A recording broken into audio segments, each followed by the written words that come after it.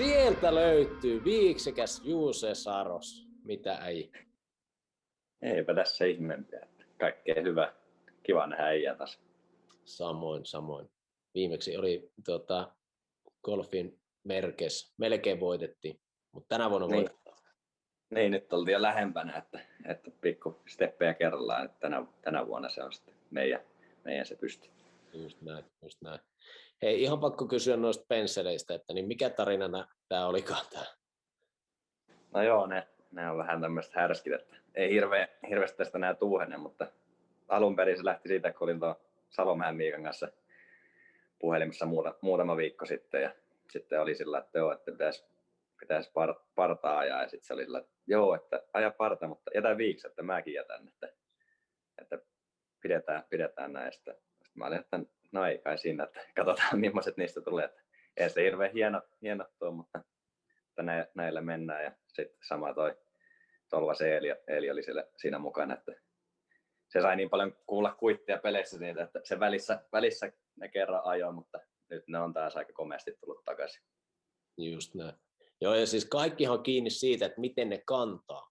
Että niin kuin, jos sä oot ylpeä niistä ja pystyt kantamaan ne ylpeydellä, niin kyllä ne sitten toimii. Joo, ja kyllä siinä aina joka aamu, kun katsoo, että se pelistä tulee semmoinen hyvä fiilis, että siinä ne nyt on. Kyllä. Hei, niin, Salomäki, Härkä, se poistui nyt teidän keskuudesta Coloradoon, mutta sitten tuli Haulaa ja just nyt Eeli sitten hypännyt niin sanotusti yläkertaan, niin minkälainen fiilis on ollut nyt Suomi-poppoilla taas, tai iso Suomi-poppo siellä?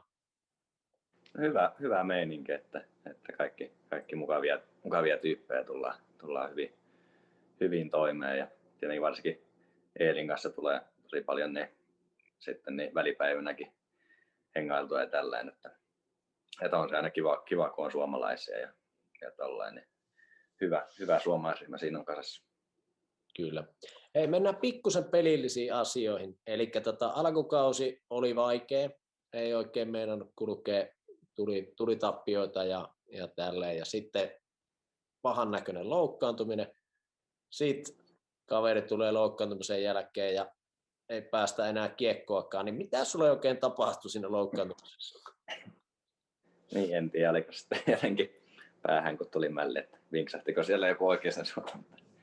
Ei vaan, eipä siinä, niin tietenkin siinä nyt sillä lailla sai vähän huilata, mutta ei hyvä, että sai sen pään kuntoon ja tolleen, mutta samaan aikaan tietenkin joukkueen peli niin on mennyt parempaan suuntaan, että siinä on ollut hyvä pelata semmoisen yhtenäisen joukkueen takana, ja sitten niin vähän kerkesi Vespa-coachin kanssa omia juttuja kanssa hioon, niin semmoisen niin hyvän fiiliksen siihen omaan pelaamiseen kanssa sai, että ei siinä koitetaan pitää niin tasaisena niin tekeminen ja sitä kautta saada hyvä loppukiri tähän runkosarjan loppuun. Kyllä. Jos nyt ihan vakavissaan siihen, niin sehän oli oikeasti aika pahan näköinen tälli, niin ilmeisesti aivotärähdys siinä kuitenkin tuli ja joutui huilaan jonkun aikaa.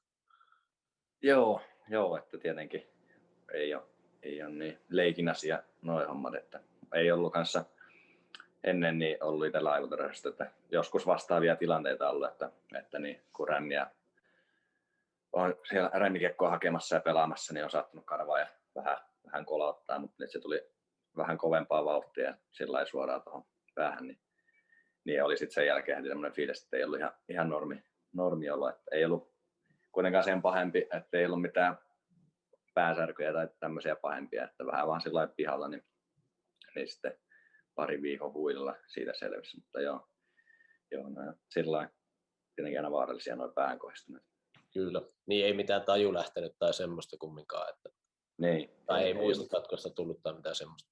Niin, että vähän semmoinen fiilis, että muutama kalja olisi ottanut, mutta ei hyvällä tapaa, että sillä vähän oli pihalla. Just näin.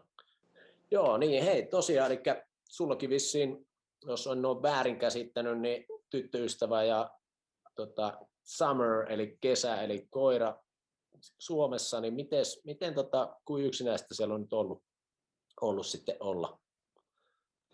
Joo, eli niin mä oon tämän kauden yksin, mutta joo, tietenkin toi ohjelma on kyllä aika tiivis, että ei siinä niin kuin hirveästi ole aikaa muuta olla kuin tuolla hallilla ja tällä sitten kotona huilata. Ja just tuossa äsken joku sanoi, että me oltiin reissussa, niin tuossa viimeisestä 34 päivästä oliko 28 päivää reissussa, että senkin suhteen niin ei siinä paljon kotona ole tullut oltua, mutta sitten jos on ollut välipäiviä, niin tuolla Eedillä on ollut sama juttu, että siellä on myös tyttöystävä Suomessa, niin sitten ollaan niin keksitty yleensä niin pleikkaria pelailtu tai sitten Ex on the Beachia ja tämmöisiä hyviä sarjoja katsella yhdessä, niin siinä se aika on mennyt mukavasti. Kyllä. Miten se muuten, tämä kiinnostaa just, että jos te olette roadilla, niin saatteko te oliko se niin, että te ette saa mennä toisten huoneisiin vai miten minkälaista se on se? Joo, siinä oli sillä, että tavallaan siellä hotellissa on semmoiset omat niin kuin isommat tilat, ruokailutilat tämmöiset, missä saa sitten olla niin kuin joukkuekavereiden kanssa olla, että niin kuin huoneisiin ei mun mielestä niin kuin sillai olisi hirveästi asiaa ja kävelyllä saa ulkona käydä, mutta muuten ei niin kuin missään semmoisissa julkisilla paikoilla, että aika lailla sitten huoneessa ja sitten niissä joukkoyleisissä tilassa, niin siinä se sitten menee. Onko se sitten, miten nyt kun te olette himassa, niin minkälaista se on? Onko siellä, ette saa käydä vissiin kellään kylässä tai mitään tuommoista? Niin mä en oikein tiedä, päivittikö niitä vähän niitä jotain juttuja, että on ne sillain sanonut, että no saa nyt sillain, ette ole isommissa porukoissa, että vähän niin kuin muita nähdään, mutta sillain varovasti kuitenkin ja tietenkään, ettei missään ravintolassa tämmöisessä tulisi, että on se sitten ikävä, jos tulee niitä pelejä joutuu siirtämään, varsinkin kun on niin tiukka tämä ohjelma, että ei niitä hirveästi ole niin kuin varaakaan siirtää. Niin. Joo, en ihan tarkkaan tiedä, että miten ne säännöt tällä hetkellä menee, mutta sillä ainakin alkuun ne just puhuu, että rajoittakaa kaikki niin kuin kontaktit mahdollisimman vähin. Kyllä. Joo, teillähän nyt tosiaan menee jännäksi justiinsa tänään, niin kattelin sarjataulukkoa niin tasapisteessä Chicagon kanssa ja niin kuin nyt te olette 4. eli menossa sinne playereihin, kun silloin joskus muistat jonkun aikaa sitten kun viestiteltiin, niin oli vähän että puoli joukilla, että kun voitatte kaikki loput pelit, niin pääsette playereihin, mutta eihän se enää olekaan niin kuin loppujen lopuksi, että nythän se on täysin realismia ja peli parantunut tosi paljon. Mistä se on, mitä on tapahtunut, että nyt alkanut peli kulkee niin paljon paremmin, kun se näytti rehellisesti aika huonolta siinä jossain vaiheessa? Joo, se niin kuin, aika paljon tietenkin kaikkea videoita ja tämmöistä ollaan katseltu ja sitten siinä niin alkukaudesta, kun ei hirveän pitkää treeninkämppiä ja tällä ja vähän oli uusia juttuja valmennuksella, niin ehkä siinä kesti meillä vähän se oma aikansa löytää niin kuin se pelitapa ja miten halutaan pelata ja tuolla. Mutta sitten loppujen lopuksi ehkä niin kuin isoin muutos tuli sitten just kun oltiin tuossa pitkällä reissulla, niin tuntui, että siinä niin, vaikka meillä oli paljon loukkaantumisia tällä, niin jotenkin niin joukkue sitten yhtenäistyi ja sitten niin kuin ehkä hipfattiin se oma identiteetti, että niin kuin semmoinen työtelijäs joukkue täytyy olla, että tässä sarjassa pärjää. Niin. Ja sitten niin se yhdistettiin siihen, niin että saatiin se pelisysteemi kanssa sellainen, kun siihen suuntaan, mihin ollaan haluttu, niin sitten sitä kautta niin kuin löytynyt sitä omaa peliä. Ja sitten tietenkin sitten kun saa onnistumisia joukkoina, niin se hyvä fiilis lähtee siitä eteenpäin ja se usko tulee siihen mukaan.